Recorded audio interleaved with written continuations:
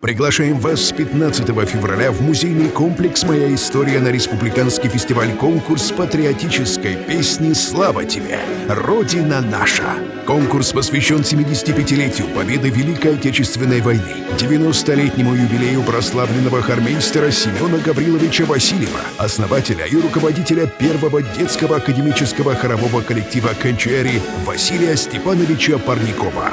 В гала-концерте принимают участие народный артист Республики Саха-Якутия Александр Самсонов, заслуженный артист Республики Саха-Якутия Александр Емельянов, заслуженный работник культуры Республики Саха-Якутия Николай Спиридонов. Впервые в республике выступает сводный хор всех участников в сопровождении оркестра национальных инструментов Национального театра танца имени Сергея Афанасовича Зверева. Художественный руководитель и главный дирижер, заслуженный деятель искусства Республики Саха-Якутия Николай Петров.